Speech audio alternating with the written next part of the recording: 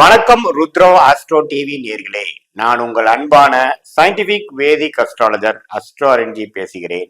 நல்லது நினைப்போம், நல்லதே நடக்கும். தொடர்ந்து நம்மளுடைய வீடியோஸ்லாம் நீங்க பார்த்துட்டு இருப்பீங்க நம்புறேன். ஜோதிட கருத்துக்கள் அறிவியல் சார்ந்த விதத்துல பார்க்குறோம். சயின்டிபிக் வேதிக் அஸ்ட்ராலஜி முறையில, அதாவது மூட நம்பிக்கைகள், மிகைப்படுத்தி பேசுறது, அது மாதிரிலாம் இல்லாமல் பரிகாரங்கள், அது மாதிரி விஷயங்கள் பார்க்காமல் ஒரு கிரகமும் ஒரு ராசியில ஒரு நட்சத்திரத்துல நீச்சம், பகை, உச்சம், நட்பு, அது மாதிரி இருக்கக்கூடிய தன்மை மூலமாக இப்படி திருக்பலம், திக்பலம், அது மாதிரி பலத்தின் மூலமாக நம்ம கர்மா எப்படி செயல்படுகிறது, அதே மாதிரி கோச்சார அமைப்புல குரு தசை, குரு பயிற்சி, ராகு கேது பயிற்சி, சனி பயிற்சி போன்ற கோச்சார பயிற்சிகள் மூலமாக உங்க ராசிக்கு எந்த தாக்கத்தை கொடுக்குது, தசாபுக்திகள் உங்க லக்னத்துக்கு என்ன தாக்கத்தை கொடுக்குது அப்படிங்கிற வைத்து நம்மளுடைய வாழ்க்கை அடுத்த கட்ட நடவடிக்கையாக எப்படி போகுது, எந்த திசையில திரும்புது அப்படிங்கிற விஷயங்கள் நம்ம எடுத்து அது மூலமாக நம்ம வாழ்க்கை செயல்பாடுகளை திருத்தி கொண்டு ஜெயிக்க முடியக்கூடிய அருமையான ஒரு சாஸ்திரமாக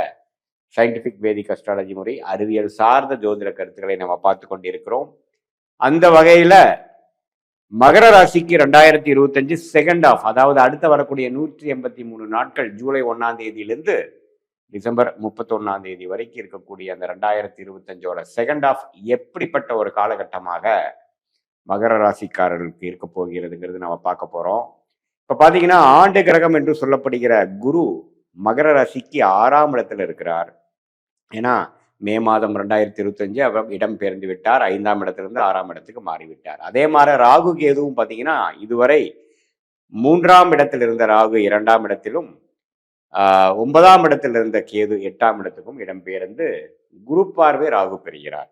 இத்தகைய ஒரு அமைப்புல தான் ஜூலை மாதம் பிறக்குது. அதே சமயத்துல சனி பாத்தீங்கன்னா பாத சனி, அதாவது 7 நாள் சனி மகர ராசிக்காரர்களுக்கு முழுசா முடிஞ்சு மார்ச் 29 இருந்தே கடந்த 2 மாதமாக 3ஆம் இடம் என்று சொல்லப்படுகிற மீனத்தில் இருக்கிறார். ஸோ சனி 3ல, ராகு 2ல, கேது 8ல, குரு பகவான் 6ஆம் இடத்திலிருந்து அந்த அமைப்பை வைத்து பார்க்கும் பொழுது, மாத கிரகத்தை அமைப்பும் உள்ளுக்குள்ள கொண்டு நம்ம பார்க்கும் பொழுது எப்படி ஒரு பலாபலன்கள் மகர ராசிக்காரருக்கு செகண்ட் ஆஃப் 2025 இருக்க போகுதுன்னு பார்க்கும் பொழுது, குரு தன் வீடாகிய 12ஆம் வீட்டை பார்க்கும் பொழுது சில விஷயங்கள் கொஞ்சம் அதிகமான டிராவலிங், இடம் மாற்றங்கள், பண போக்குவரத்துல, பணம் பற்று டிரான்சாக்ஷன்ல அதிகமான கடன் படுதல், அப்புறம் கடன் அடைத்தல், குடுக்கல் வாங்கல்ல அப்படி இருக்கிற முறைகள்லாம் அதிகமாக தென்படக்கூடிய ஒரு அருமையான ஒரு டைம் இருக்கு. இது மூலமாக முன்னேற்றங்களும் அடையக்கூடிய அமைப்புகள் இருக்கு. இப்போ ஃபார் எக்ஸாம்பிள், குறிப்பா இம்போர்ட் எக்ஸ்போர்ட் பண்ணிட்டு இருக்கக்கூடிய தொழிலதிபர்கள்,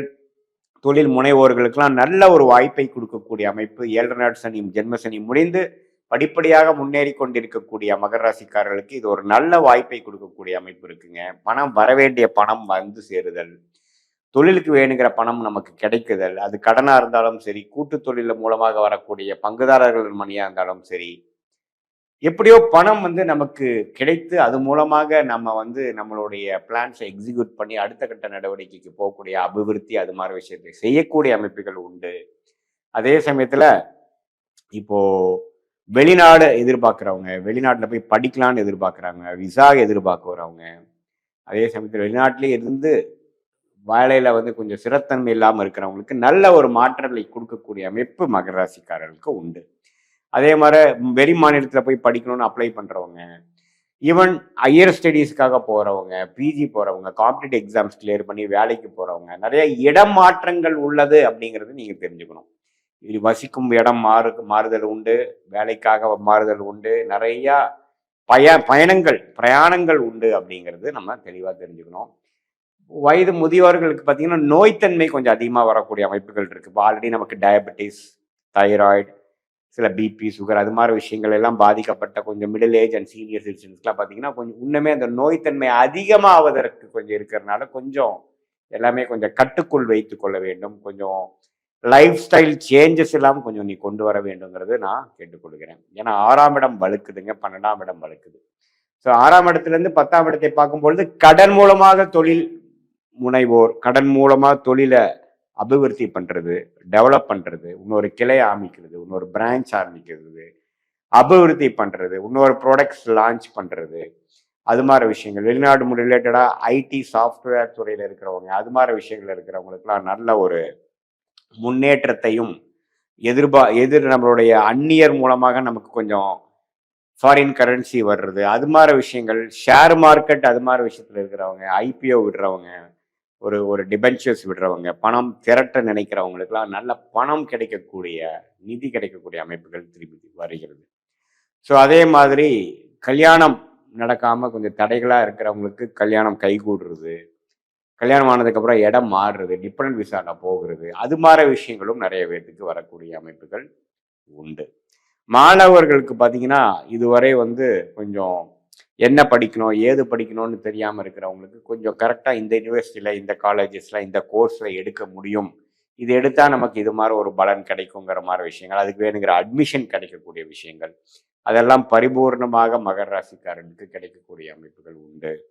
இதுவரை பார்த்தீங்கன்னா குடும்பத்தில் ஒரு சுணக்கங்கள், பிரச்சனைகள், குடுக்கல் வாங்கல் பிரச்சனைகள், கருத்து வேறுபாடுகள், ஒரு ஒரு அவுட்டர் சர்க்கிள் இன்னர் சர்க்கிளில் ஒரு நல்ல ஒரு சுமூகமான ஒரு விஷயம் இல்லாமல் இருக்கிறவங்களுக்குலாம் பார்த்தீங்கன்னா ஒரு நல்ல அமைப்பை கொடுக்கக்கூடிய ஒரு விஷயம் கண்டிப்பாக உண்டு.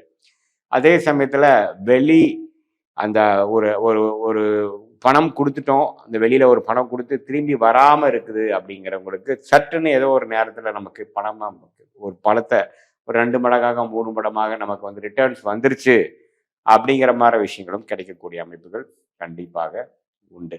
இதுல உடம்பு உபாதைகளும் அந்த நோய் தன்மைகள் அதிகமாகிறது மட்டும்தான் கொஞ்சம் குறிப்பா பார்க்கணும். ஏன்னா கேதுவே 8ஆம் இடத்துக்கு ஒரு மாதிரியான ஒரு பாவத்துவத்தை பெறும் பொழுது கொஞ்சம் உடல் உபாதைகள் கிரியேட் ஆகிறது. மெயினாக மிடில் ஏஜில் இருக்கிறவங்க, சீனியர் சிட்டிசன்ஸ், ஆல்ரெடி நோய்த்தன்மையில் இருக்கிறவங்க கொஞ்சம் கரெக்டான ட்ரீட்மெண்ட் பண்ணுறீங்களா அப்படிங்கிற விஷயத்தையும் நம்ம நல்லா கொஞ்சம் பார்த்து அதுக்கு தகுந்த மாதிரி முடிவுகளை எடுத்துக்கிறது நல்லது. அதே சமயத்தில் காதல் விஷயங்கள் அது மாதிரி விஷயத்துலேயும் சில பிரச்சனைகள் சரியாகக்கூடிய விஷயங்கள், சனி 3ஆம் பார்வையாக 5ஆம் வீட்டை பார்ப்பதனால அது மாதிரி விஷயங்கள், குழந்தைகளுக்காக மெனக்கெடுதல், அவங்களுக்காக செலவு பண்ணுறது, அவங்களுக்காக உள்ள சில விஷயங்கள் முயற்சி எடுக்கிறது, அது உங்களுக்கு ஒரு எஜுகேஷன் லோன் போகிறது, அது மாதிரி விஷயங்களும் நிறையா கொடுக்கக்கூடிய அமைப்புகள் கண்டிப்பாக உண்டு. பொதுவாக பார்க்கும்போது ஓரளவுக்கு நல்ல ஒரு சேஞ்சஸ் கொடுக்கக்கூடிய விஷயங்கள். இதில் நீங்கள் நம்ம கவனமாக இருக்க வேண்டியது பார்த்தீங்கன்னா கடன்கள் அதிகமாக போகாமல் எந்த செலவு தேவையோ அதற்கு மட்டும் எடுக்கக்கூடிய அமைப்போடு இருந்துட்டோம்னா வருங்கோட காலத்தில் அதில் சமாளித்து சுப கடனாகவே வைத்து கொள்ளலாம். இல்லைன்னா ஒரு காலகட்டத்தில் நம்ம தசாபுக்திகள் அவ்வளவு சிறப்பாக இல்லாத பட்சத்தில் அசுப கடன்களாக மாறக்கூடும் என்பதை நான் உங்களுக்கு எச்சரிக்கையாக சொல்லுகிறேன். அதனால கொஞ்சம் கேர்ஃபுல்லாக அதில் மட்டும் இருங்க.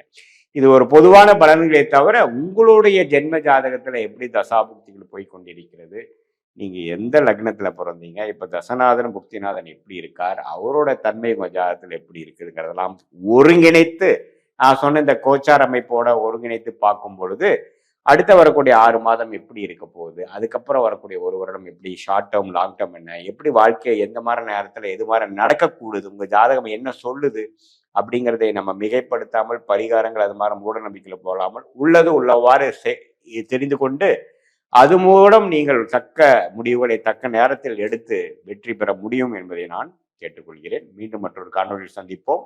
நன்றி, வணக்கம்.